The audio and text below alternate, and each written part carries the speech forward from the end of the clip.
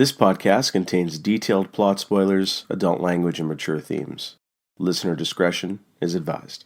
Welcome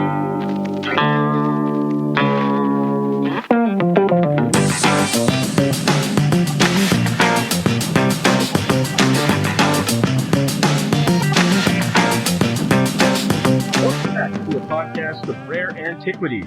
Tonight, we take our knives out as it's round 2 of Batman versus Superman. Well, Batman kind of gets greedy and lazy, so he sends his butler Alfred instead, as we experience Michael Caine and Christopher Reeve go head-to-head in Sidney Lumet's 1982 mystery thriller, Deathtrap. Welcome back, Jeff. How are things? Pretty good, man. Good to be back. Yes, good to be back. So, I can't remember. How long has it been since we did the last one? Maybe about a month or so? It's been a month. I mean, we've been on a decent clip lately, though. Like, the last couple months, we've recorded a lot. But I think we wanted to record like 4 episodes by now, and we got to 1, which is this one. Yeah, we got to 1. That's okay. The Christmas is a legitimate excuse. So yeah. Jesus waits for no podcast. Yes. Fucking long-haired asshole. Then you have his bodyguard, Santa. Have fun getting around that fat motherfucker. Get it. So, Deathtrap, Jeff, can't recall. Did you ever hear of this movie before when I announced it? Was it a complete surprise and unknown entity to you, or were you somewhat aware of this movie? Never heard of it. Never heard of it. Okay. Never heard of it. Never heard anything of it. Total fresh new thing. Yeah. It's like it just came out yesterday. All right. So this kind of genre, maybe we could talk about it. I guess it's technically classified as a drama / mystery / thriller, or kind of a combo of the two. After watching this movie, where do you kind of fit this movie in which of those? I think it fits in a different genre than that altogether. Like, to me, it fits within the Broadway adaptation genre. If you didn't know it was adapted from a play, you'd watch and be like, this is probably adapted from a play. Very evident. Yes, it is very evident in more ways than one, which I'm sure we're going to get into. Before we get into the plot, we got Michael Caine, Christopher Reeve, and Sidney Lumet here. So we've covered Sidney Lumet before when we did Network, but we talked about Michael Caine as well in The Man Who Would Be King, and we also talked about Christopher Reeve when we were talking about the Superman movies, so don't really think there's much more to go on. I guess maybe I'll just ask you one generic question, because Michael Caine has done a lot more work than Reeve. Obviously, he was more of a prolific actor even when Christopher Reeve was alive, and then obviously Christopher Reeve had his accident mid-1990s, so his career was unfortunately cut very short, and then he passed away a few years later. Before we get into this movie, what do you think of Christopher Reeve as an actor? Because I think we can agree that Michael Caine is a very good actor. He can do a variety of different roles. You can take him seriously. He can be funny. He's got that kind of class about him. How about Christopher Reeve himself? What's your take on him as an actor? I don't know that I had ever seen Christopher Reeve in anything other than the Superman films before watching this. He wasn't huge. Like, it wasn't a big name and didn't do a lot. Certainly didn't do a lot after Superman, and like I said, his career's cut short, so I wasn't that familiar with him. Like, he was great as Superman, but that's not necessarily the best representation of how good an actor the guy is. So, like, that's a very specific character that you kind of have to fit into. So I wasn't that familiar with him. So he was a very big Juilliard-trained actor, and then I think he even was roomies in Juilliard with Robin Williams. When Robin Williams was first starting out as a comic. I think Robin Williams also went to Juilliard, or they went to some school together, and then they were also roommates, and they were hanging out. In fact, I think they were technically best friends until Christopher Reeve's passing, and then Robin Williams, apparently, as rumor has it, was taking care of Reeve's family where he could after Christopher Reeve passed away, which was very nice of Robin Williams. It's a very sad tragedy around all of that, because you had Christopher Reeve who passed away. Soon after he went, his wife Dana Reeve also passed away from cancer, which was sad. And then shortly after that, Robin Williams, well, I would say shortly after that, maybe another decade later, then Robin Williams commits suicide, unfortunately. So it's kind of a bit of a sad situation there. I know there was one really touching tribute, I think, when Robin Williams first won either a Golden Globe as a serious actor or an Academy Award. I believe it was a Golden Globe, and I can't recall what the role was for. He dedicated the entire speech and his whole acting career to Christopher Reeve. So, but yeah, for me,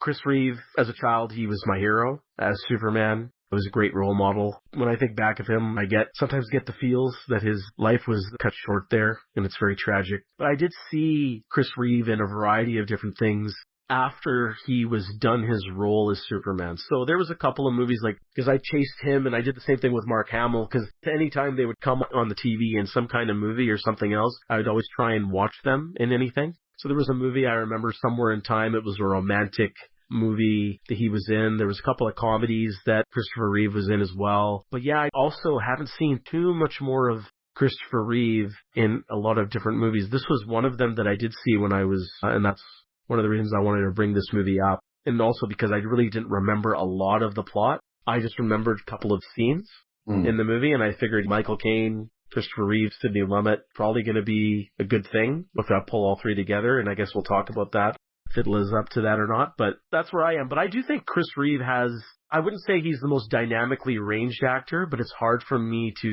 say because there's not a ton of body of work that I have seen to go off of. But apparently coming from Juilliard, he was the shit coming out of there, so from his class. So here's an interesting anecdote that I came across recently about Christopher Reeve, and you can go check it out. One of the people that he trained with when he was getting in shape for Superman? Yes.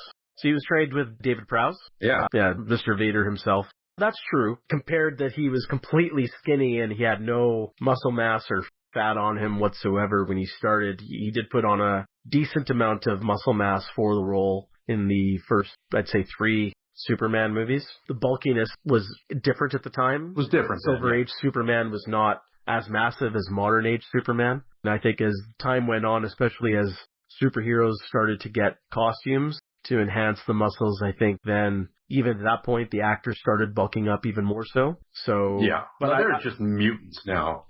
Yes, they're disgusting. They're just gigantic, disgusting human protein shakes is what they are these days.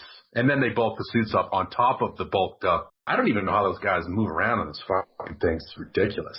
I know this is an aside. Well, if you look at Ben Affleck in Batman v Superman, Ben Affleck was a giant. And then they molded the suit bigger even around him. I don't know how he even walked, especially the Batman Mecha Godzilla suit. But that's neither here nor there. So I just thought it was kind of fun. I watched that. I don't know if you've seen the documentary. I think it's on Netflix. It's a documentary about David Prowse. Oh, okay. And he shares that particular anecdote on there. They had a clip from a talk show back in the 70s where Christopher Reeve said he was training with him. And that's actually a cool documentary. This has nothing to do with this episode. Well, how about I just get right into the plot synopsis here? All right. Playwright Sidney Brule is down on his luck.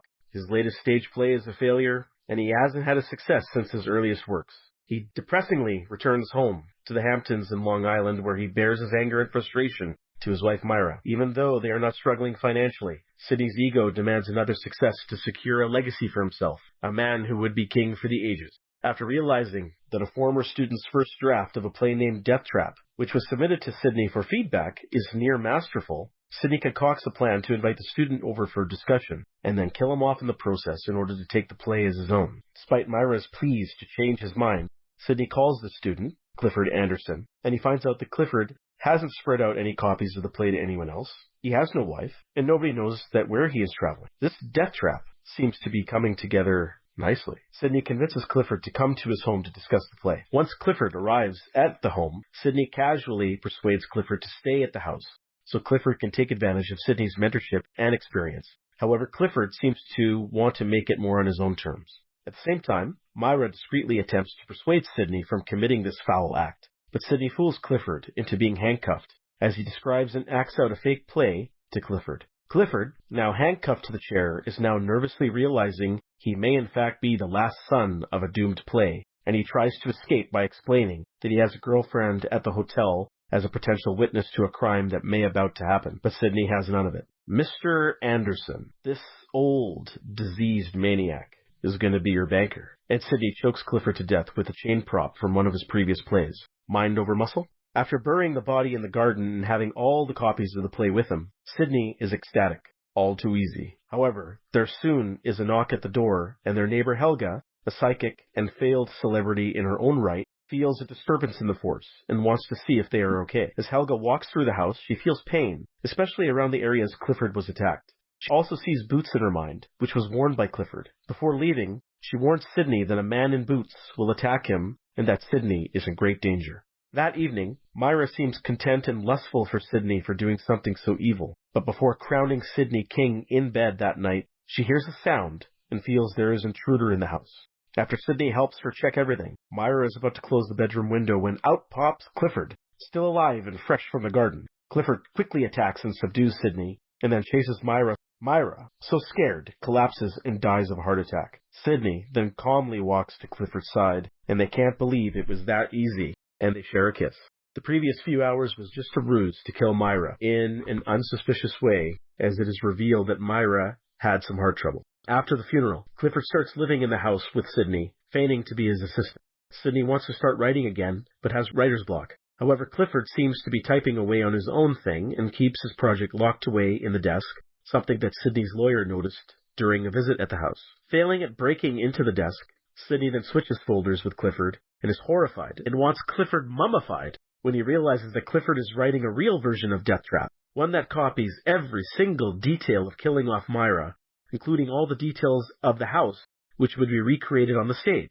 Only the names are different. Are you deranged, Clifford? But Clifford is convinced on the play's potential, and he will write it with or without Sidney's approval, but is still willing to let Sidney collaborate on it. Sidney, still shell-shocked, agrees to assist Clifford with smoothing out parts of the play until he can come up with a plan. A few days later, Helga once again visits the house, but this time meets Clifford as she is looking for candles as there is a huge storm outside. She notices that he wears boots, and when Sidney comes home later, she again warns Sidney that Clifford is the one whom will attack him. Sidney realizes that he is probably in big trouble either way, so he devises a plan to really kill Clifford by having Clifford act out Deathtrap as part of the writing process. Sidney secretly hides a loaded gun and gets Clifford to try and attack Sidney with an axe to act out the play, but when he pulls out his gun, he realizes there are no bullets. He switched them. Clifford switched the bullets into another gun. Clifford doesn't want to kill Sidney. Instead, he ties Sidney up to the chair and goes to pack, claiming he will write the play on his own, and if Sidney ever gets in his way, he will kill him or go to the police and reveal everything. However, the trick's on you, Flyboy.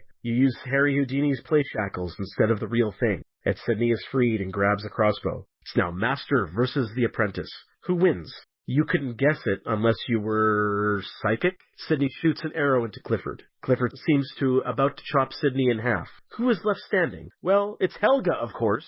She comes at the right time to interfere, and her interference causes the two writers to kill off each other, leaving Helga with the script, which she turns into a Broadway smash. Our Broadway is safe again, Helga. Thanks to you. The end. There is Deathtrap, Jeff. There's Deathtrap.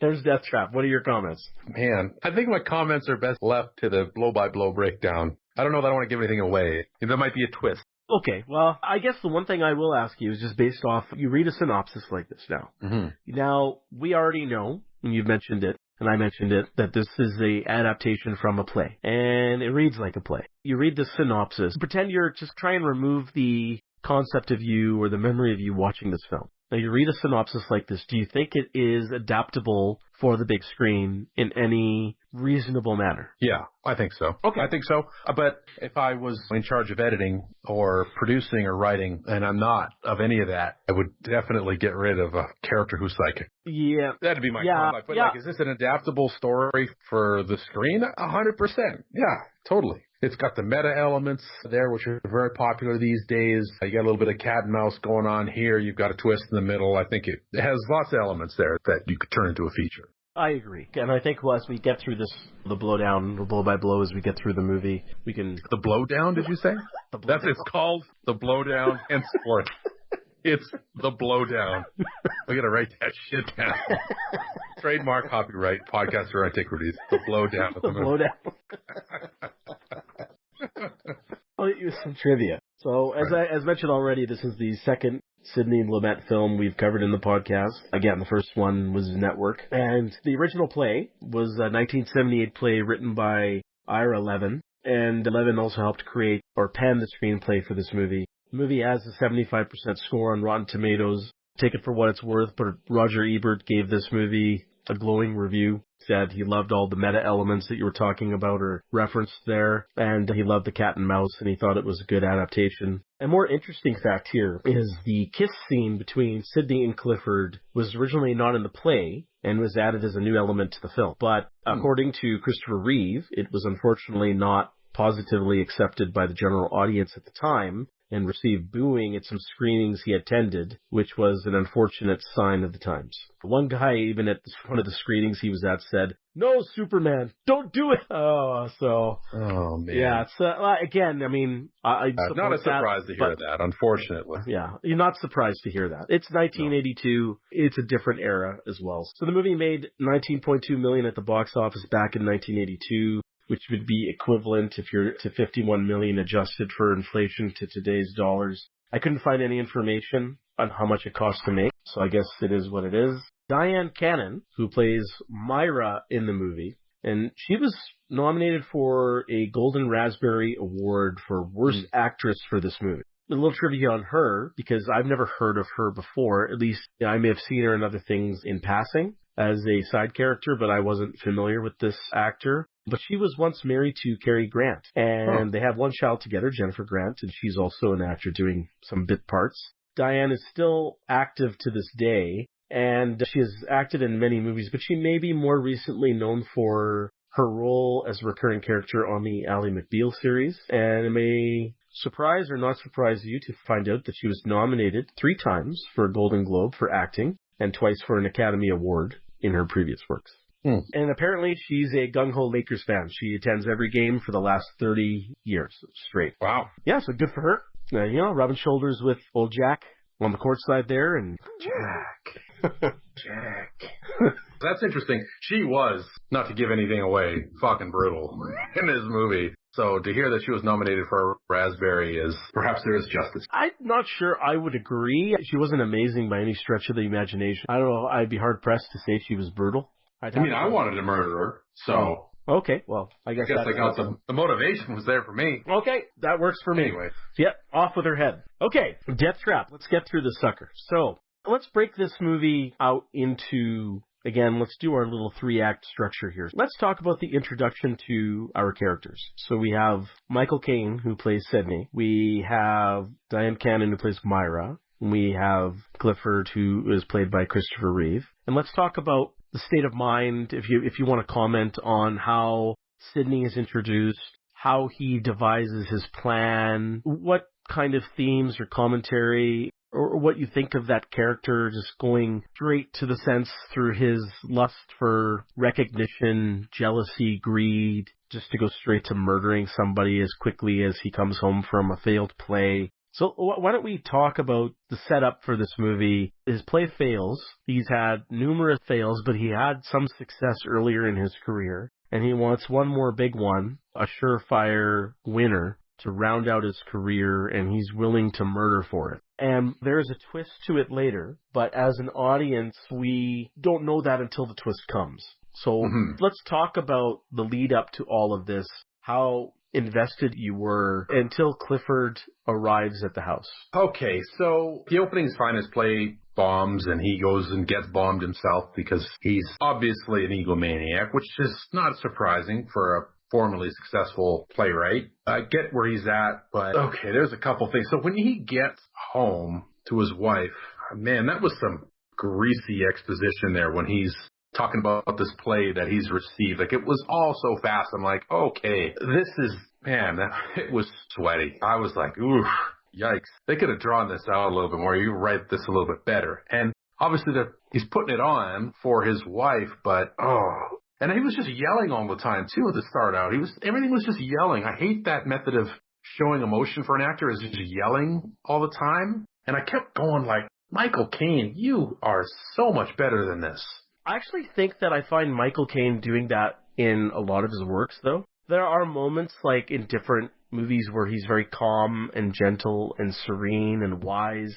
He comes off as that classy. But I do find that he does yell quite a bit, especially in his earlier work. There's a lot of screaming from Michael Caine in many of his movies. Yeah, and that could be, and I'm not that familiar with Michael Caine as a younger guy. Like this and The Man Who Would Be King are the only movies I think I've seen of younger Michael Caine. Like I'm more familiar with his modern stuff, his Christopher Nolan renaissance, if you will, which he's really good. He's a little more subdued. And then I'm like, you already know what the movie's about here. So I know that he's gonna try to lure this guy. I didn't believe the guy was a premeditated murderer. That was tough for me. Like it seemed like a leap. So you feel it was way too fast when he's bringing up, He comes home, he's depressed, and then I agree, like all of a sudden he starts talking about this excellent play that a student of his has, this manuscript that he's read before, I guess he left home, and he's thinking about murder. He just jumps right there instantaneously. I'm assuming as an audience member, you're going, whoa, what the hell's going on here? Yeah. I had the same feeling, and I had the same feeling. It's revealed later. Now, knowing the twist, do you find that acceptable as a development to the story? Are we talking about the twist already? We won't talk about the twist yet, but just knowing that there's a twist, do you find that him quickly going towards murder is more acceptable at this point from an audience perspective? Well, because then I guess you got to ask yourself the question, then there's two issues then. One, if I, as the audience member who just met this guy, doesn't believe that he's turning to murder this quickly, how is his wife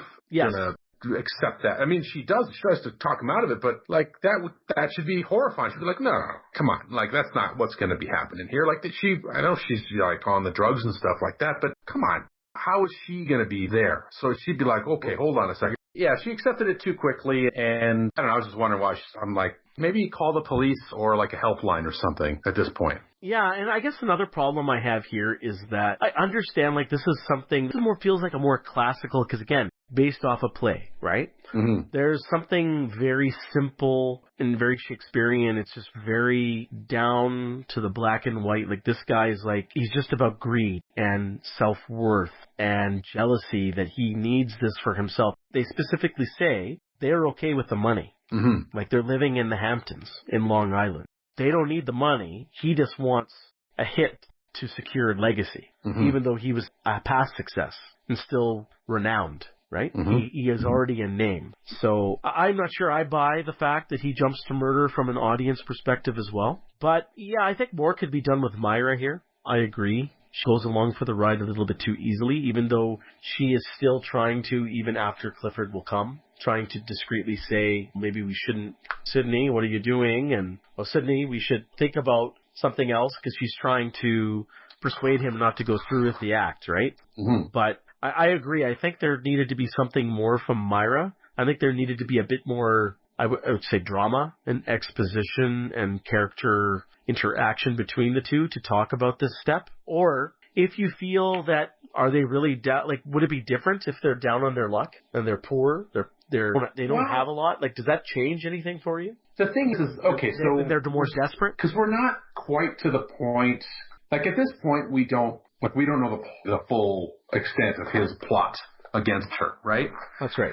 And I mean, I found her insufferable. Maybe not in a murderous way. So I don't know. Maybe would that have worked better? Or maybe, because we need to talk about that when we get to the point where we can talk about that. Okay. Because he doesn't know yet about how much he's going to be getting, right? No. So greed isn't.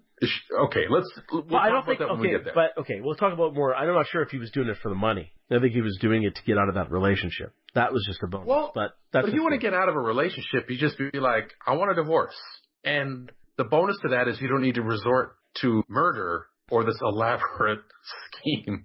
You just be like, I'm out. Yeah, so I guess you're right. Then it has to still be about money. Okay, so we can move on to the next part when Clifford now is introduced. But before I do that, I wanted to ask you something. I agree with everything that you've said so far. I wanted to ask you one thing. So one thing, the movie and the script and everything is adapted from a stage play. Mm-hmm. So it's set up very much like a play. What did you feel about the sets and the way the movie was lit and directed by Lumet? Do you think he was purposely going for that play type atmosphere? Was he shooting it like a movie? Because I'm saying yes. I found that there, especially in this first act, there was a lot of wide shots. There was not a lot of close-ups. I think that changes as the movie progresses. Mm-hmm. He gets a little tighter on the actors' faces, especially after, I'd say, more in the second half of the film. But This first half of the film, my God, I felt like I was watching something like a soap opera. Yeah. Without the soap opera effect that we have on new TVs, but it still felt like a stage because the sets didn't feel real, even though it was real. You know what I mean? It felt like it was built on the stage, but you know, as the movie progresses, you see this still feels like it still looks like a house. But I thought it was fake until they started going outside. And then I was asking myself, because there's the way the movie was lit, it felt like it was lit like a stage play inside the house.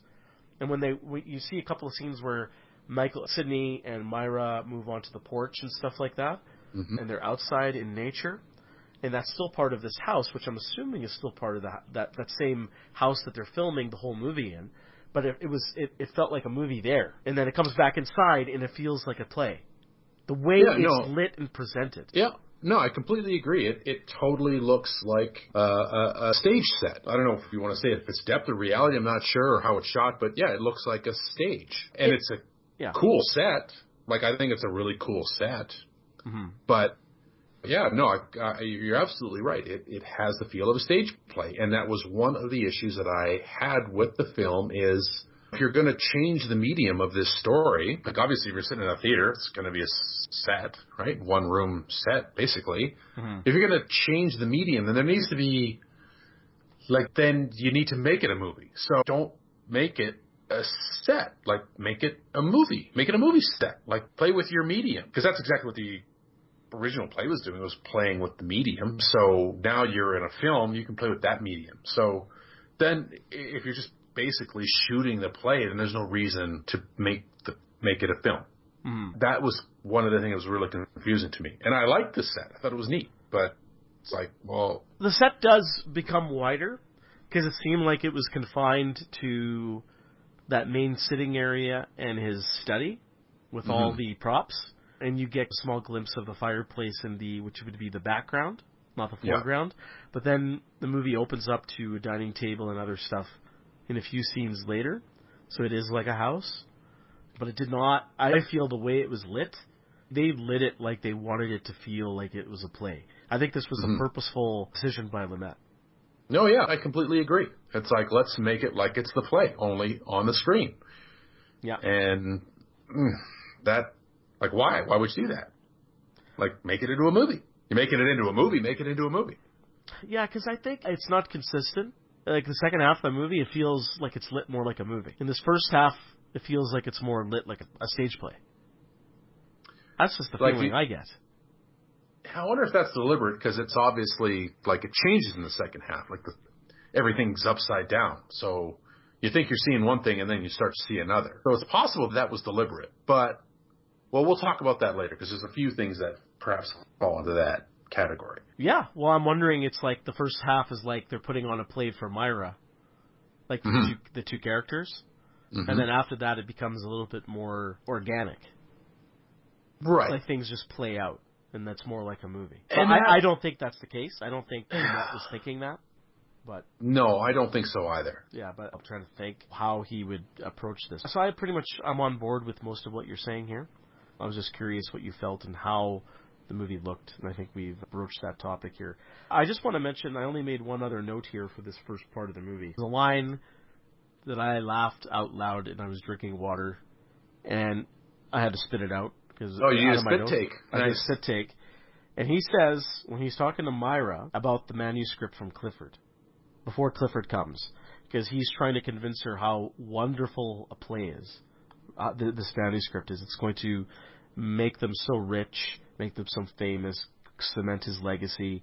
He says this line, even a gifted director couldn't hurt it.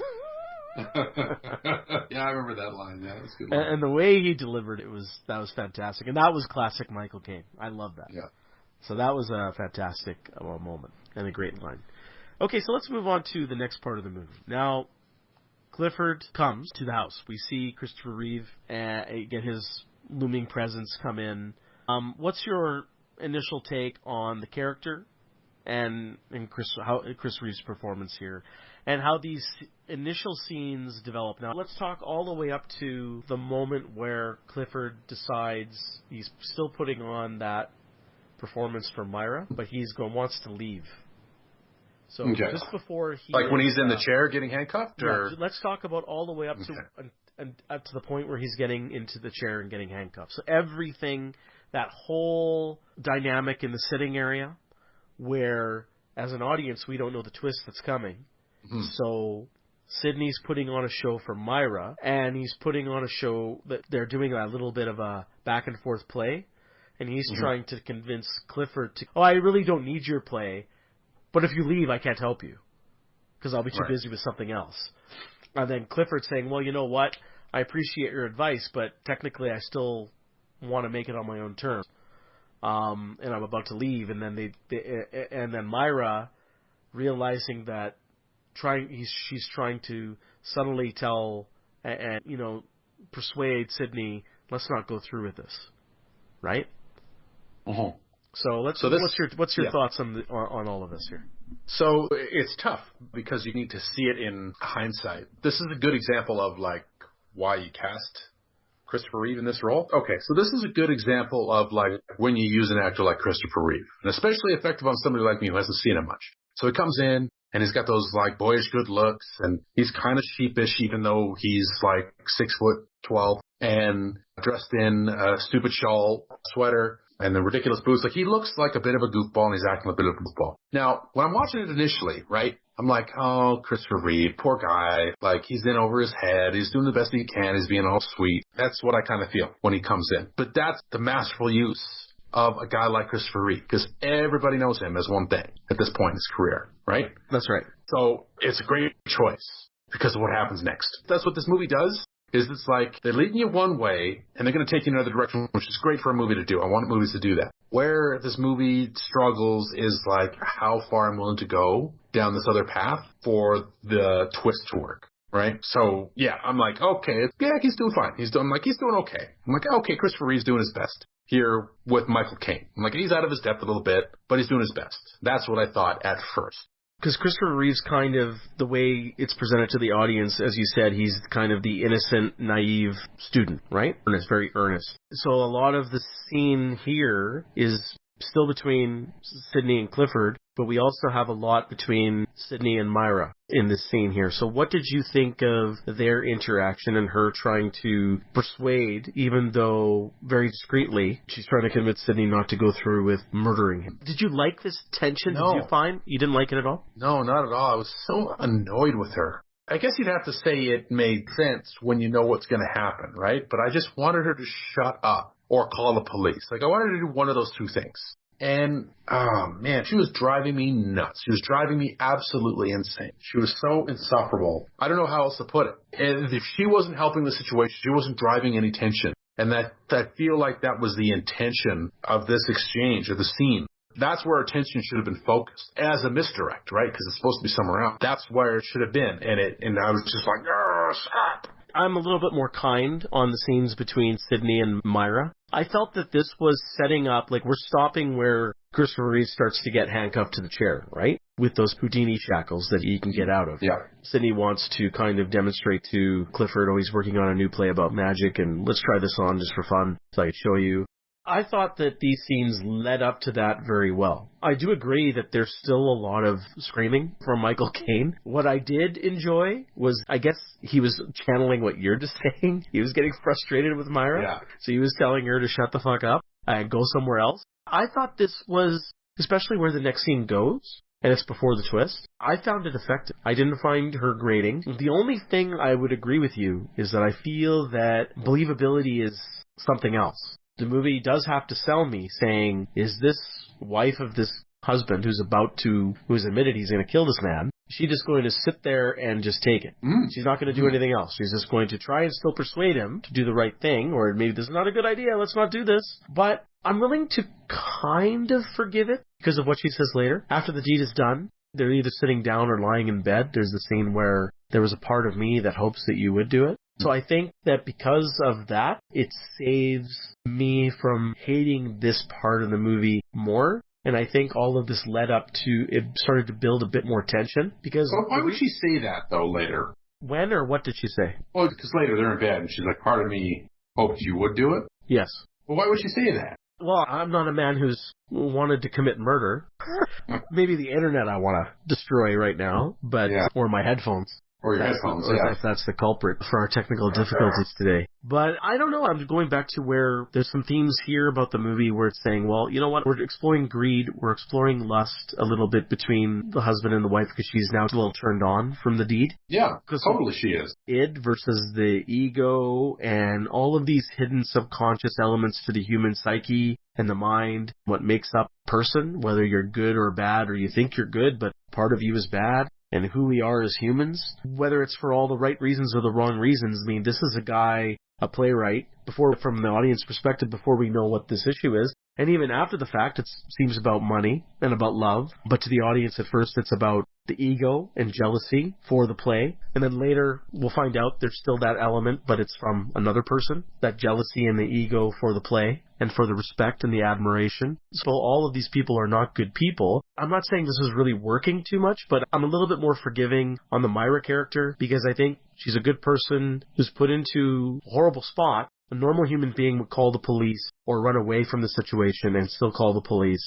But sometimes you don't get that in life. And that's what I think classical stage plays do. They have these elements where they want to explore these other facets of the human mind and the subconscious and what makes us tick. They demonstrate it here, and it's a bit more black and white, even though there's some shades of gray, but they're bringing out something here that I've seen in other plays. And I'm a bit more forgiving because she does say that line. I just think it's something that was deep down inside her. She's saying, I don't want you to do it, but secretly I was kind of curious if you would, and now that you did, I'm kind of turned on. Yeah, but they didn't give her anything to, they could have made all of that work just fine. If her performance didn't do that any favors, if that's what they're going for, and I'll give you that. What you just said? Her performance didn't give it anything. Yes. But the lines also don't give her the opportunity to give it any of that, right? I feel like they were just fuck this bitch. We're just going to write her lines and we're going to kill her off. They didn't use her character to move along what you've put forth, which is far more interesting than what they gave us. They didn't write that in. And I can't blame her for not doing it. A better actor than her might have been able to work that into the lines she was given. So it's absent. It should have been there, and that would have been used to great effect for the film because you could have played her darkness off. Because then you could say she had some darkness that might have been part of the motivation to kill her, which also would have been an interesting cyclical thing going on later. But none of that emerges, and wanted her to. I just want to be shh, be quiet. Be quiet. That's all I wanted her to do, which I guess is all he wanted to. But anyway. Yeah, you want a kindergarten copper. Oh, yeah, 100%. Yeah. Saving Private Ryan is actually what I wanted to do. I agree with what you're saying. From an acting perspective, and maybe also then in combination with the way it's written, there's not enough meat there to do that part justice. I'm just saying the way you seem to hate this part of part of the movie and part of this character. I'm just saying I'm a bit more forgiving on that because of the dialogue. But I agree, more needed to be there. In addition, the performance needed to sell it better. So on those two fronts, I agree with you 100%. So let's now move into Sydney apparently murdering Clifford. And we'll get all that scene done in the chair, the murder, Myra's reaction, the conversation between Myra and Sydney, and then we meet Helga for the first time after they dispose of Clifford's body. So let's talk about all of these scenes here. So there's that moment after he gets handcuffed. He's sitting in the chair, right? Christopher Reeve's sitting in the chair. He's handcuffed. And I think he's tried to escape a couple times. And there's that shot. I think it's almost the first time we had camera movement within a shot, like a zoom. Yes, and I was going to bring it up. That was the first time we saw a camera. He looks up, and I'm shit, that was a good shot. I'm finally, tension. There was great tension there. Yeah, I agree, 100%. Great. What a great shot. What a great, he realizes now, oh shit, this guy's gonna kill me. That was great. The whole movie, notwithstanding, that was amazing. I love that. And the few shots after that as it was progressing, really good. Really good. As he's kind of walking around... Yeah. The Michael Caine's walking around Christopher Reeve. Christopher Reeve is sweating bullets, and he's still trying to save himself. Take story about the girlfriend. Yeah. He's selling his nervousness. The phone number and shit. Yeah. Oh, all really good. Really good. I love that. That was high awesome. Tension. That was fucking amazing. 100%. Yeah. My favorite part of the movie, hands down. Oh, yeah. That was it was my favorite part of the movie for sure. The one shot where they focused on his hands and pan up to his face. Yeah, they started with the feet going, and I think the top part of the screen was the hands, and then they moved it up all the way there. Yeah, as he's sitting in the chair. Yeah. That was great. Yeah, and I even like how Michael Caine was saying they draw it out a little bit more because you have that faraway wide shot where you're unfortunately seeing Michael Caine's butt, but he's leaning over and he's saying, "No, try it this way. It's a trick cuff. Relax, turn, pull." Yeah, well, I didn't do it. Oh, you got to do it again, but a little bit faster. You're doing the right movements, but you have to do it smoothly. And he kept trying. I loved that whole thing. It was great. That was fantastic. Yeah, I agree. And he's like, "Don't fuss with it. We'll find the key." And he's fiddling around. There's no key. And he's getting even more nervous. And he's like, "Oh, here's the key." Like, they subvert so much there. It's so good. And like, what's going to do? What's going to happen? It was good. Really good. Like, the struggle was believable. Like, I bought it. I'm like, oh, man, poor Christopher Reeve's only in this movie for one scene. That sucks. But I was just like, maybe they should make sure he's dead. That was the only thing I was thinking there. So you were kind of anticipating a twist there? Was there something where you thought it was just he was not completely dead at that point? At first, I was like, make sure he's dead. But they carry him out. I'm like, okay, well, it's a stage play. You don't, like, stick the knife in the guy 12 times. I wasn't 100% sure he was dead there, but I was pretty sure he was dead there. They had me going. Well, so they had you going. Yeah, definitely they had me going. Oh, okay. Awesome. Oh, yeah. Okay, so everything you've said so far, the way Michael Caine and Christopher Reeve are reacting to each other here, and playing off each other, and the way the Met is filming this thing and building the tension, loved every minute of it. However, I will say one thing. I feel that the previous scenes that we just talked about helped build some of this tension up. If it wasn't for some of that exposition and that back and forth, because Myra's still trying to tell, or as I said, discreetly persuade Sidney not to go through with it, so we as the audience don't know for sure if he will, right? See the setup as he's starting to sit in the chair. We just don't know. Oh, I found it. We just don't know what's going on until he actually goes through with the act, right? Yep. If it wasn't for the previous scenes, I felt that these scenes wouldn't be as effective. That's why I'm a bit more forgiving than you are on all of that exposition. I have things to say about this later, and we'll get there, but yeah. It sounds good. So they dispose of him. Two things here, and I just remembered this. So Myra tells Sidney, after the body's been disposed of, I want you to leave the house. And they come up with this story about, we'll figure out a way how to convince people why we separated and so on. Right. And then Helga comes right there through the back door where the kitchen is. So what did you think of that interchange between Sidney and Myra? And now Helga, the psychic, pops up, which seems to be your favorite character. So let's get moving on that. Well, okay, makes sense for her to make that. Like that felt to me like where the movie was going to go next is how do they break up and how's that going to fall apart? And you figure he's going to get his due. The neighbor, what was her name? Helga. I'll read you a quote from my notes as I wrote them, and I quote, psychic neighbor? Fuck off. And I feel like that pretty much encapsulates what I felt about Helga. And I agree. I think it's cheap. Yeah, psychic neighbor? The fuck out of here with that shit. Yeah. Come on. In a Broadway play? Fuck. Yeah. It's so cheap. It's so cheap. Yeah. It would work better if she just dropped by. Like, she's not a psychic, just the neighbor. Sure, and she could make some, like, astute observations or something, right? That's right. Yeah. And I think that would be more interesting. Yeah, all right. There are very few criminal masterminds, especially when it comes to murdering somebody, right? So that would have been fun and subversive, which the play was trying to be, if, like, they have their grand plan, right, this intricate plan, and some, like, dimwit from next door rolls over and sees all this shit, like this board's creaky and what's the deal with the guy wearing boots and whatever the crazy shit she could observe. Like, that would have been more believable and would have been more fun. Yeah, you know what a funny thing is? I don't know if this was a movie or a show or a play, but I was thinking about Deathtrap, like just the title. So they kill off Clifford. Now, as they are trying to dispose of the evidence, here comes someone else interfering. Unfortunate event, bad luck. And now they have to off this person. And another thing happens, and there's another complication, and it just keeps snowballing. Maybe they have to murder a couple of extra people, and it just becomes way too out of hand. I believe that's a trope. I would say it is, probably. Like, I've seen, not that that's a bad course of action, like, I've seen that before. It's like, you kill this one person, this other thing, you gotta kill this other person. Anyway, continue with your... No, I mean, I was just thinking that maybe, even that, I think I would have preferred more than psychic. Yeah. Just because I'm psychic. Now, the only thing about the psychic that I didn't mind is that the psychic doesn't come in and solve everything. I agree with you. I don't like this concept. And we'll talk about the ending in the because I don't think it does the ending in the movie any favors. But in this part, like where she's kind of saying, I just had a bad feeling about this area, and she's warning Sidney of something. I mean, it wasn't that turned off, but I do agree. I think they could have done something better here because it does feel cheap and simple. Yeah. It doesn't hurt the movie too much at this stage. Feels amateurish. You know, it was kind of unnecessary, too, because I guess it sets up the ending, which I'm not a fan. Well, we'll get there. But yeah, psychic. I agree. How about we raise our glasses to this and just say, put it up. We'll say it the same. Psychic, fuck off. Psychic, fuck off. Psychic, fuck off. Okay. Did you like how Michael Caine played off her? Like his character? He's explaining about the props. He's writing a play. That's why you're feeling these kind of things. Yeah, anything of interest there? Did you enjoy any of that interaction? No. And Michael Caine's performance? No. Michael Caine was fine here. I mean, it's Michael Caine, but yeah. No. Let's be clear. He's Hoagie Jaws 4. Yeah, that's right.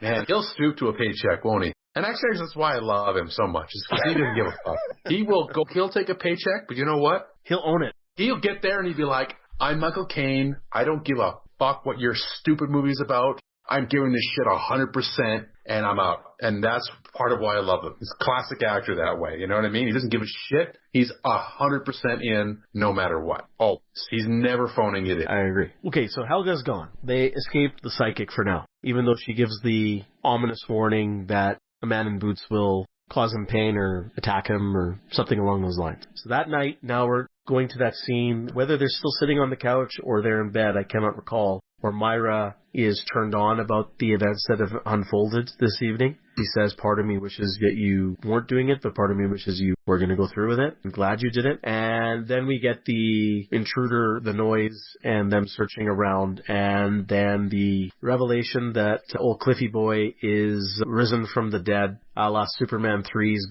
trash compactor there. It's exactly totally the same thing. Yep. Yeah. Even though this came before that. So I'll just be clear, because that's where they got it from. That's where they got it from. Yeah. No, Superman 3 was filmed after this movie. No, that's where Superman 3 got it. Oh, yeah. 100%. Okay, now we're clear. And then we have all the scenes of the fake fight between Clifford and Sydney, and then Myra drops dead from a heart attack due to how frightened she is, and then the revelation that was their plan, and that they are lovers, Clifford and Sydney. Then there's the funeral scene. So let's just talk about all of this stuff. Really, it's really up to the twist. I just want to get your opinion, because then the last act of the movie is just its own thing. I was into it. Yes. Oh, man, I just wrote down, what a twist. And that was the last note I actually took for the whole movie, because I was just like, I was gripped. Now, because I went back to my earlier comment. I'm like, they should have made sure that motherfucker was dead. And she goes downstairs, and she, like, opens the blinds for the first time, right? Where she goes downstairs and opens the blinds. I'm like, he's not there. I'm like, oh, he's coming back. And when she opened it in the bedroom, I knew he was coming in there, and he did. And it was so awesome. And he's all messed up with the dirt. I'm like, yes. Because here's what happened also. Because before this scene happens, it was like, oh, man, I don't know that I want to watch the rest of this movie. I have to, because we were doing the show tomorrow. But I was like, I don't really want to watch the rest of this movie. So when this shit happened, I paused it right before, like when she goes down, right before she goes downstairs to open the blinds. I paused it to see how much time was left. And there's like an hour left. And like Carly and I are watching it. She's like, well, Christopher Reeve's not going to be in one scene. There's an hour left of this movie. He's obviously coming back. I'm like, yeah, I guess he's coming back, but it's not a slasher movie. Like, what's going to happen for an hour if he comes back? Is he going to hold him hostage? What's going on here? What's happening? So then the tension builds and he busts in and he messes up Michael Caine, the whole thing. I'm like, yeah, this is good. And then she has that. Are we going right to the twist? Where she has a heart attack, and then then you get the twist revelation. It was like right away. And this is when Christopher Reeve starts to crush this role. It's just his demeanor, like right away. Right away, I was like, oh shit, that was the plan all along. That's crazy. Just from his body language. Yeah. It was so good. It was kind of funny, though. I agree with you. It was so good. I actually, he pokes her with his lock or whatever he was carrying, and then he's like, oh. He was like amused. He was like, because like it was that easy. He was surprised. He probably thought he had to like beat her to a pulp or something. Probably that he was going to have to do something. Yeah, it was that easy. It was all too easy, and he was so good because now he transforms into the man that he is. That sociopath, which we can talk about. Exactly. Yeah. And when they started talking, I was just like, hold on a second. And they like got each other's shoulders. I'm like, oh shit, they're gonna get. They kiss. I'm like, oh fuck. I said out loud, like I did not see any of that shit coming. Yes. Awesome. And I was impressed. You don't see a lot of like gay men kissing in 1983. And I was going to bring that up. We live in a day and age where this is now, it's perfectly acceptable and we support all that. And I explained to you in the trivia, this was not really still accepted. It wasn't even in the play, so they changed it. No, I was stunned. And as I said, I watched this movie when I was a kid. I remember nothing of it except Michael Caine and Christopher Reeve are in a house. And the only other thing I remembered was that they kissed. Did you understand that when you were a kid? That their tongues were all up in each other? Yeah, that's okay. I was very accepting to all of that. I wasn't like that fool in the theater saying, no, Superman, no. I was going, wow, okay. But the movie, just like you were saying, probably gripped me. And that's why that stuck with me. And I remembered enjoying this movie when I was a kid. I just did not remember what happened after too much and how the movie played out. I didn't know who lived, who died. I had a feeling that they were going to fight each other. That was like kind of my feeling, like a vague memory that I had. But I knew about the twist, that he was alive and that they were in on it together. Okay. I just didn't know like what was the goal. I couldn't remember any of that. I guess the goal was to kill Myra. And I thought, even watching it today, well done, fantastic, beautifully acted by all parties. This includes, in the scene, Diane Cannon. Like, she was frightened and she had a bad feeling about it. I believed all of it. I thought it was well filmed. It was great. I was on board when I watched it again. Even though I knew something was coming, I didn't really remember all the details, but I knew something was coming and this is what was going to happen, and I still was gripped, just like you were. I'm happy that you had that reaction based on what your earlier comments of the movie where I was figuring you may not even enjoy the twist. That was good. We could skip over the funeral scene. It's nothing. The only thing worth mentioning is shortly after the lawyer comes by and they talk about what she's left as an estate. But it's secret. We don't know the exact amount. The only thing I remember Sidney saying is, I didn't know it was that much. Right, exactly. He's surprised that it's that much. Yeah. Right, and then later I think he's revealing to Clifford there's not much.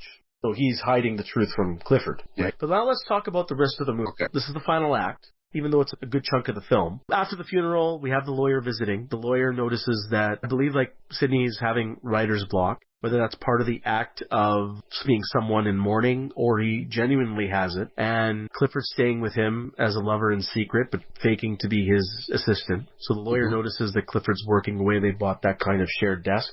He's noticing that Clifford's locking notes away, his own stuff, and he mentions that to Sidney. So Sidney sends him out for groceries, Clifford, and while he's away, he's trying to break in, and then he comes back, and then you get that kind of little cat and mouse play, so we get that little bit of, I wouldn't say it's ingenious, but, it's good maneuvering by Sidney to get Clifford to get the notes out of the desk, call him, go somewhere else, and then he does the little swapperoo, and then you get the revelation that over the last, I guess, what it would be a few weeks since Myra's death, Clifford's been secretly writing the actual events into play. The original manuscript probably was just nothing, because Myra wouldn't have read it. And now he's actually creating the actual Deathtrap play. And it's how all the events folded out in killing Myra. Only detail is that the character names are different. So when Sidney reads this, he flips a lid on him. But it gets revealed that Clifford's a sociopath, I guess, right? I guess so, right. Is there some backstory about he had some history or trouble with the law or some mental illness, but he was identified that he was borderline sociopath? Now, I guess the question I have here is Michael Caine used him to kill Myra and they were really lovers? Or he's faking being his lover so he could get rid of Myra, and now he's in a different sort of heap of trouble? I don't think the movie was really clear on what Michael Caine wanted. Except, he did want Myra out of the picture, or money, but their relationship I wasn't 100% on. Is it a true relationship? It felt like it was more true from Clifford's perspective, but I don't know about Sidney's perspective. Yeah, I got the impression that this isn't necessarily in the film, so I'm not sure exactly where I'm getting this from. I got the impression that, I assume he was actually a student in his seminar, and they had a fling. Yep. And it occurred to Michael Caine to kill his wife. And the reason that he went forward with it is, like, he did identify Clifford as a sociopath. Like, he knew he had trouble with the law. It's like, this is a guy who will commit a crime. Yeah, he'll do it. That's right. Yeah. So it was kind of like it all came together for him in that sense. I was fine with that. That made sense to me. I was just a little curious. I wanted your opinion if you felt that their relationship was genuine from Sidney's perspective. It was at first, but then he was just using it after that. So yes and no, because was he actually in love with him? Maybe not, but he was certainly infatuated with him. Obviously, had no problem using him to his ends. So yes and no, which again worked for me, because that's sometimes how relationships work. Yeah, that happens, right? That's how relationships often are, right? So that was fine for me. That worked.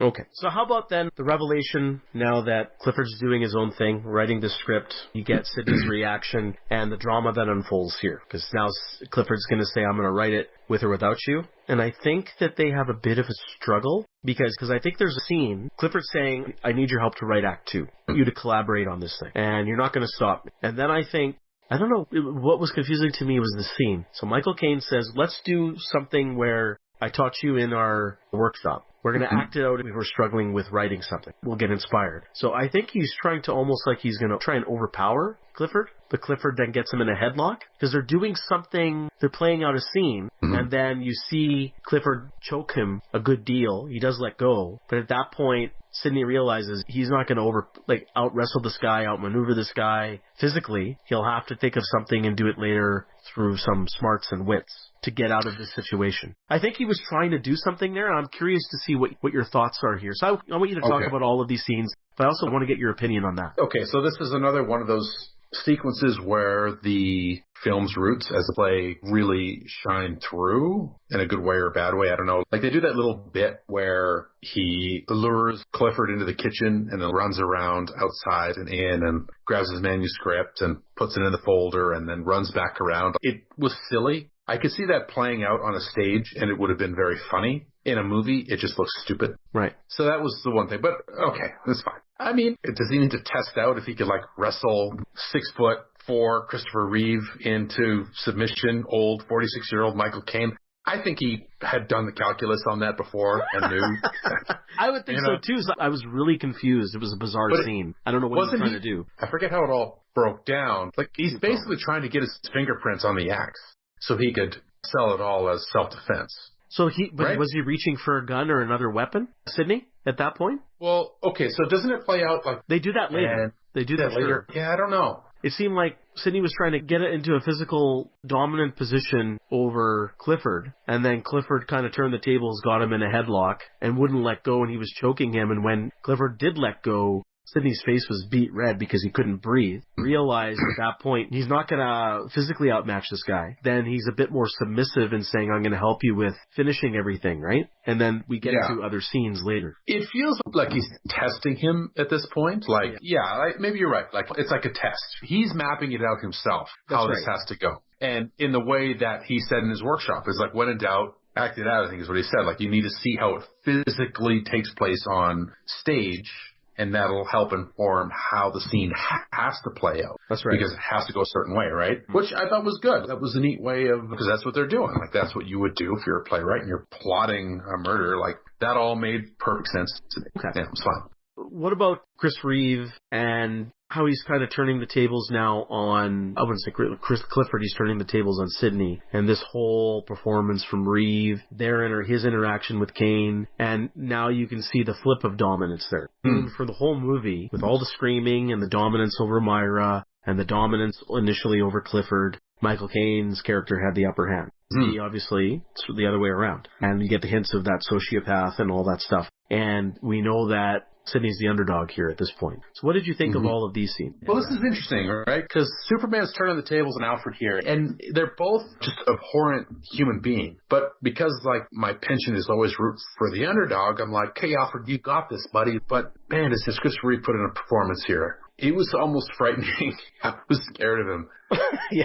There's a couple of moments where, you know how there's that one scene in Lord of the Rings where you have, what's it called? Frodo's uncle, what's his name? Bilbo? And it's the beginning of Fellowship of the Ring, and he's talking about the ring, he sees the ring, and then it comes out in that one scene. I got a flashback when you see Christopher Reeve and he's that evil, and he's playing it so well, and he kind of has this short little outburst of shut up or give it to me, and all of these kind of things, and I just see evil Superman.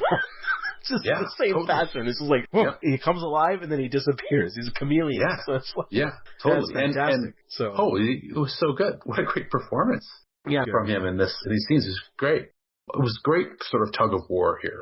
He's turning the tables, but Alfred's not giving up. He's still in there, throwing some punches, getting his guard up. He's moving around, he's maneuvering, and Superman's coming in with his moves and stuff. They were sparring. It was a dance. I think it works as a movie, but I can really see the strength of this in the stage play. These one-on-one scenes, I can see this flourishing on stage. Absolutely flourishing. So that's a strength as well. So let's move on a little bit here now so we don't get stuck in one area of the movie. So at this point, Sidney is kind of stuck. He has to think of another plan to do something for himself. He's either going to help Clifford with this play and have it released, but he knows he's in big trouble if that happens. But he's buying himself some time. He has a dinner. I guess he leaves. And this is the final night of the movie. We go to a different day, and now we get the next visit of Helga, and she meets Clifford, asking for candles. There's a storm coming. Then Sydney comes home. Helga warns him, hey, this is the guy I'm telling you about. He's got the boots. He's going to hurt you. She goes away. Then we have the showdown at that point, because Sydney's made the decision to kill Clifford, but he's got to set it up as self-defense. So he gets the gun, does all that, hides it on the mantle in the fireplace, and gets him to hold axe. We're going to react out something again to get the play working, gets the fingerprints on the axe, and then you have the old switcheroo. He pulls out the gun, says, well, you're in trouble. Nope, click. It's like, oh, what do you think, I'm fucking stupid, Hans? No bullets. Right? So... And then you get that reversal. Again, just like, it's funny, just like Superman. You got the twist there. It's almost the same thing. You're safe out here. Well, you were safe in there. Then the interesting thing here happens. Again, Clifford with the upper hand, because now he has the gun. But he says, I'm not going to kill you. I'm just going to go write my own fucking play. Just don't interfere with me. I'm going to pack you. I'm going to go, but I'm going to tie you up. He gets him into the shackles, which are the wrong shackles. Those are the actual magic shackles. And Sydney's playing along. And then as he's packing upstairs, Sydney gets out of the shackles, grabs the crossbow, and then you have that little cat and mouse between the gun and the crossbow. And obviously, because it's a dark and stormy night, the lights go off in traditional cliche fashion. Even though it was well lit. I loved how it works. It worked. It provided some atmosphere, but it's another trope. And then, we get Clifford getting shot with the arrow. Sydney wins, beats him in that aspect temporarily, but then we get Helga coming in again, interfering. And she was saying it was all you. I don't know at what point she was probably watching some of these events occur in the dark, seeing how everything was played out, and she starts putting things together, saying it was you were working together, or it's all you two, you're no innocent in any of this. And then, because that buys Clifford some time to get some energy, he gets up and seems to be about to chop good old Sydney down, and we cut away to the future, in which these events are actually now being played out on stage in Broadway, and it's Helga's hit, and that's where the movie ends. So let's talk about all of these scenes. Let's talk about the showdown and all of this Helga nonsense. Okay, so their cat and mouse game there, they're back and forth, where they're outsmarting one another over and over again, I thought worked fairly well. Like, it was kind of fun to see what was the other guy going to do, because he had thought ahead to this situation. That was fun. But Helga can get the fuck out of my face. I agree. Especially here at the end. About this lady, I got Superman and Alfred fighting here. This test of wits. And this like psycho lady with a fucking reflective hat, pink hat, psychic, and she comes in and just blows the whole thing out. Like, thanks, Miss Tessmacher. You weren't the star of the story. You fuck off. That was kind of how I felt about it, I guess. Everything else is great. I like the thing with the handcuffs and like the gun, the bullets being swished. That was great. And he climbs up with the crossbow. I was into all of that. Yep. It was great. But I guess part of the problem as well is like you have two bad guys fighting against each other. And it's like, which bad guy do you want to win? Do you want old bad guy or young bad guy? And also I feel like Christopher Reeve's problem is that he didn't do enough back work when I looked at his physique. But like from the front, he looks like an Adonis. In the back, he looks like a cancer patient. But other than that... I don't think he was really working out for this particular role, but that's okay. Well, no, but he had a six-pack. He still had a six-pack in this movie. He's just like do some pull-ups. Come on, man. That was just an aside. It was an observation I made. But other than that, and then Helga comes in and like, really? This lady? Who the fuck are you? Yeah, fuck off. I agree 100%. That's what I felt. Yeah. Everything was awesome. I love the turning of the tables for each of these characters. The only question I have for you is then, before Helga coming into and all that stuff, what did you think of the revelation that Clifford's going to let Sydney live and he's just going to go off and do his own thing? Were you okay with that? Still not sure. I'm still not sure. Yeah, I'm not sure I'm okay with that. Yeah. Because the guy just was about to kill him. So I think a sociopath would have acted differently in that. I suppose on the other hand, though, because here's what I thought is it's like, it's not easy to get away with murder. It's like, I could kill this guy, obviously. Like, I could kill this guy. But how to get away with it at that point, I think maybe that was how he was thinking. Like, how do I get away with this? Right. I don't need to kill him. Like, that was also another thing. He didn't need to kill him. It didn't matter, right?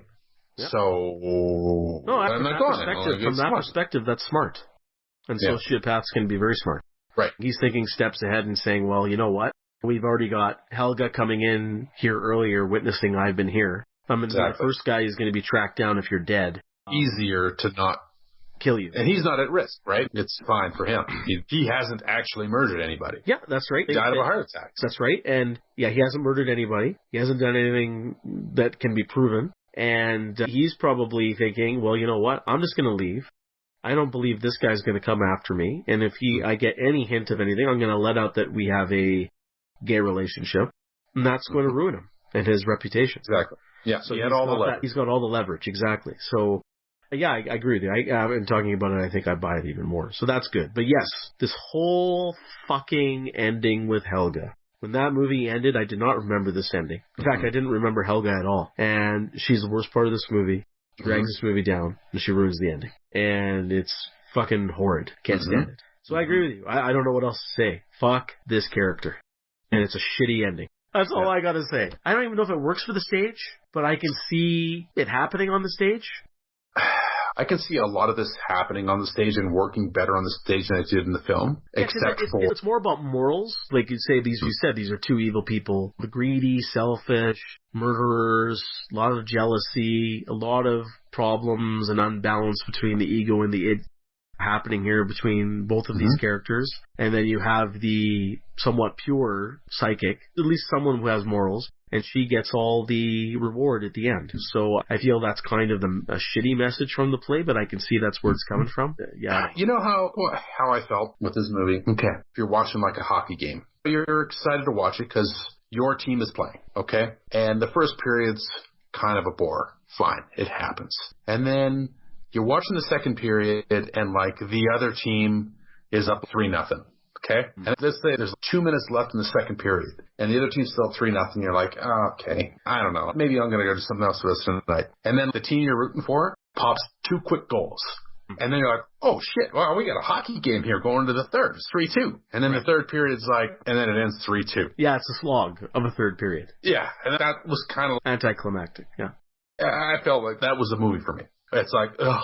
And then like, bang, oh, awesome, we got a movie. And then... it like peaked too quickly. Didn't deliver. And it didn't deliver in that last part of the movie there, yeah. I agree. I have the same feelings. I was disappointed. I mean, I like aspects of the third act, mainly between Sydney and Clifford and all of their interactions. It's just the shit with Helga that ruins everything for me. Yeah. It's a real bummer, man. Why was that what they needed to do? It wasn't about her. So why is that even a thing? You know what? I would be even accepting of her presence in this movie if after she had met Clifford and gave that final warning to Sydney, she was nowhere to be found again in this movie. Yeah, that'd be fine. And I'd be okay with that. Yeah. But because she is a central part of this ending and she is taking credit for the play after the fact and she's the ending, it's stupid. I was left with my jaw on the floor going, really? That's it? Yeah, not only is it stupid, it's inexplicable. Yeah. I can't figure out why that was, like, look at this and say, guys, the random psychic neighbor maybe isn't the best idea. It's like if in episode 2, Attack of the Clones, the fucking alien diner chef shows up in the final battle to, like, win the day. Like, who the hell are you, dude? Like, part of this, man? No, he would have said, we got lightsabers and droids and shit, and you're fucking coming out of the goddamn diner? He would have said, Obi on your left. Yeah, Obi on your left. What are you doing here? Get the fuck out of here. We got a fucking movie to finish here, and you're coming in? Come on, man. Jesus. That's hilarious. Yeah, I agree with you. Shit. She's the equivalent of that character. Essentially. Totally. Yeah, one of the worst. Oh. Yeah. Anyway, that's Deathtrap, man. I'm just as flabbergasted as you are to this ending. I don't know what else to say. That's the movie. The end. Yeah, the end. That's the fucking movie somehow. You don't even get the depths of the characters. They cut away. That's right. And then it's kind of shown a little differently as they kind of stab each other in Helga's play, which is just being acted out by 2 different other actors. And it's just okay. So you don't even get to see any of that fallout. So you're robbed of even that. So it's a cool shot because of it's in the storm and the lights are off and you see the flashes of lightning. You see Christopher Reeve stand up and wind up the axe and he's about to chop Sydney in half. And as the axe comes down, that's when they do the cutaway. Yeah. And it was like, oh, really? And then in addition, you get the Helga payoff. I was stabbed twice, essentially. So yeah, I was stabbed twice. Yeah. Boo Radley on Helga. Uh-huh. So Jeff, any other thoughts on Deathtrap? I guess, why don't we just break it down in this way? Acting, directing, and story. Okay. Myra, I was on board with the Golden Raspberry. Not very good. Helga, I'm not going to blame the actor for that. As far as, that character goes, I thought she played that character well. As much as I wanted that character to fall into the depths, what she needed to be fed to the Sarlacc is what the deal was with her. Not from a performance perspective, just the character. Yes. She actually did a good job because I think we were supposed to be annoyed by her. So I'll say she did a good job. Michael Caine, I know they're throwing misdirections at us in the first act. I thought Michael Caine could do better work, I think, than this. I was disappointed. Christopher Reeve is a standout here. He was spectacular. Christopher Reeve was spectacular in this movie. He was so good. I had no idea he was this good of an actor. He was terrific. Awesome. I wish he'd had an opportunity to be... You know what Christopher Reeve's problem was? He's too good looking. Or too boyish looking. I know he was typecast because of Superman, but you look at that face. I hear you. It's hard, right? Yeah. Watch this. I was like, holy shit. He's so amazing. But you look at that face, and you're a casting director. You look at that face, and I could understand why he didn't blow up. Because you look at him, you're like, well, he's pretty. But man, was he fucking great. He was fucking great in this movie. He was fantastic. Can't say enough about Christopher Reeve, but I'm also biased. I'm a huge fan. But I agree 100%. This performance is amazing.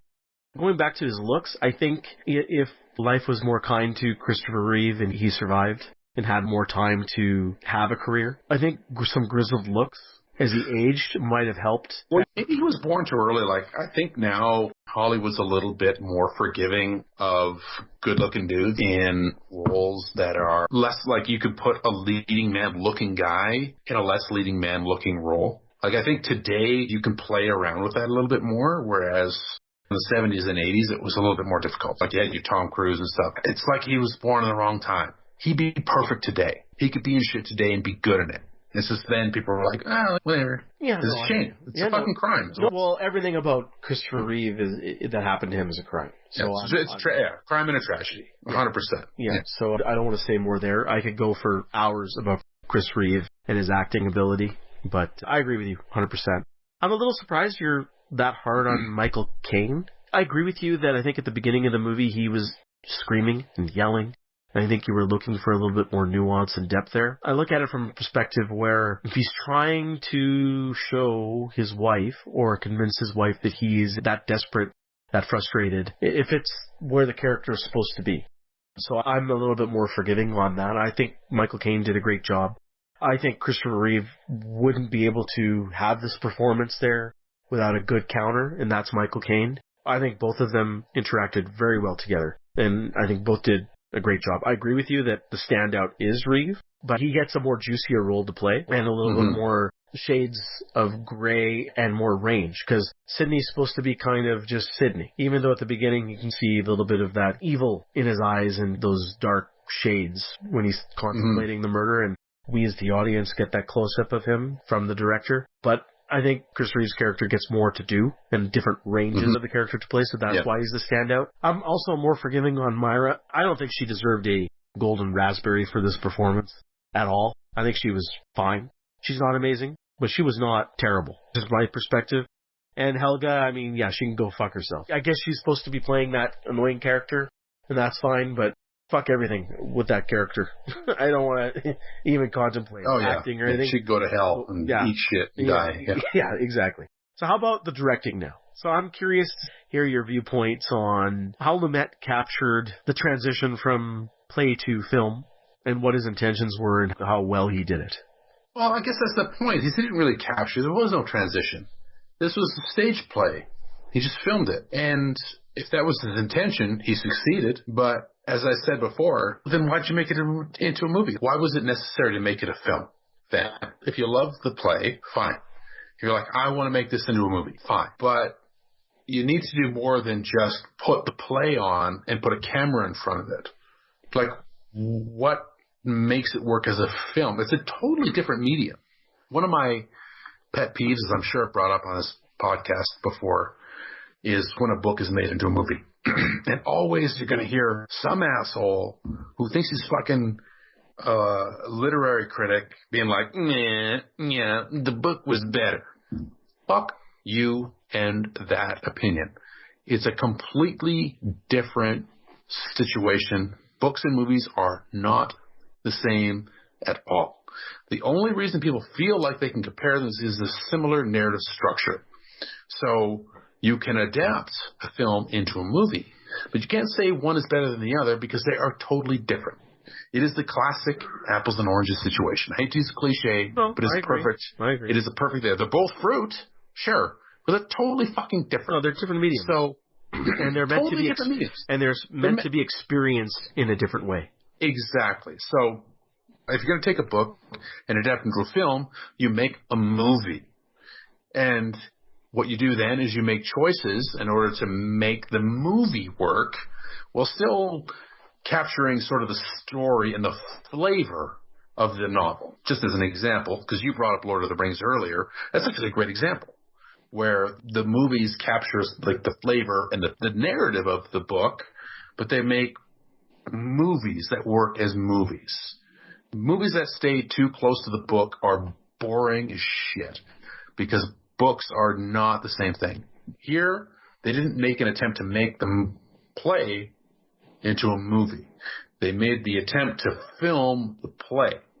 And so I was bored. So did they succeed in putting the play on film? I guess. They had good actors and they filmed the play, but why? Okay, here's a good comparison.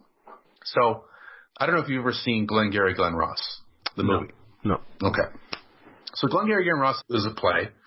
David Mamet is one of his more famous works. And there's a movie. He might have even directed the film. And it's great cast.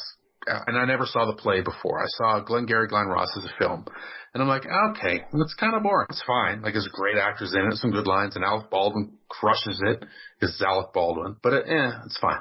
But recently, about 6 months ago, I actually saw a stage production of Glengarry Glen Ross. And it was like a community theater thing in town, like actors working for nothing, bullshit theater in the middle of a fucking field that I had to like walk under train tracks to get to.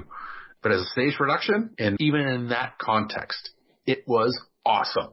Totally different. Worse as a stage play. And they didn't do anything to make it a film. And the same thing happened here. I haven't seen the stage play, but all I see is a stage play, and it's not a movie. And I don't even remember what the fuck question you asked me. About the direction, like how it's transitioned from play to film. No, it didn't transition at all. Put a fucking camera up, put the play on. And other than that one scene where I said, where he's in the handcuffs, yeah. And he does that thing, like, that's a movie, Harry. It was the only part of it was the movie to me. So I agree and disagree. I think that was the best example you could use to say where that's filmed like a movie. I felt that there were other aspects. I mentioned this before. It was inconsistent. And I don't think that was his intention, is the first half of the movie felt like it was a play. It felt so much like a play. The way it was lit, wide shots, not a lot of dynamic movements with the camera, or just a point and shoot kind of thing. It made it feel like a play. The second half was a mix. So there were some shots.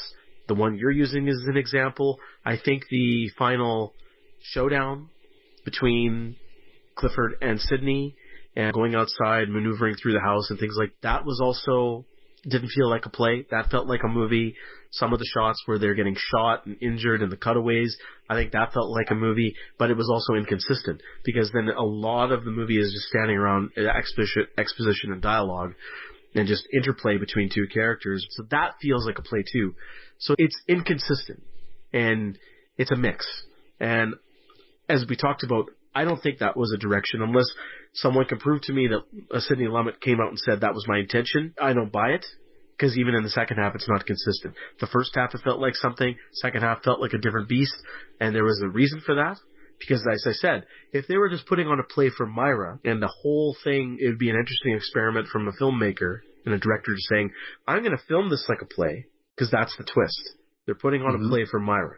Second half of the movie then is filmed, lit, shot radically different like a movie because now it's a different beast altogether. That I could have found interesting. And I didn't find that here, so I agree with you. I don't think that was Lumet's intention, and it's just a mess in terms of how he shot it. And it's unfortunate because he's a great director. So I'm really curious on what he was trying to do. And maybe you're right. He meant to film it as a play, but then his instincts as a filmmaker to succeed some other shots, he had to film it in a more traditional movie sense. And then that's where you get some of the mixes. Those injections of film-like shots in a movie that looks mostly like a play. So it's a mixed bag. I don't think I like it. I wish there was a bit of a vision there from Lumet, and I wish he brought more to the table. I do think he built some tension leading up to that handcuff scene that we talked about. That was fantastic.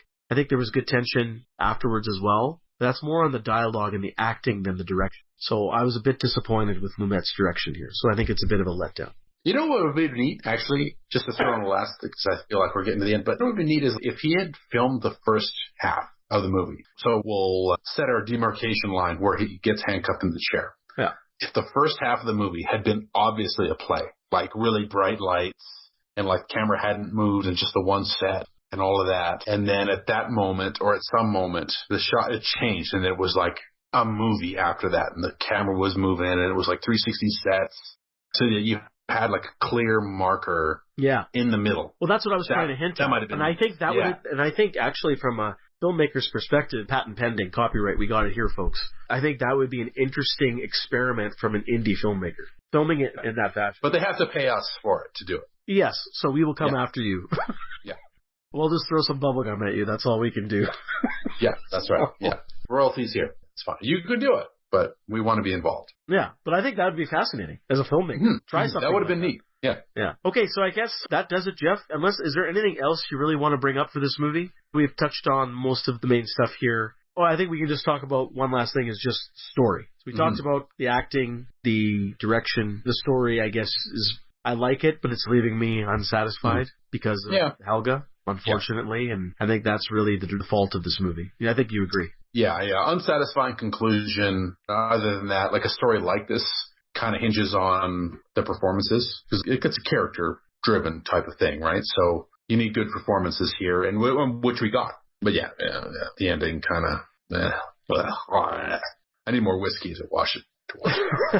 Okay, one last question for you. I'm just trying to hark back to the beginning of the podcast. I asked you what genre this movie fits in. I can't remember if you answered it.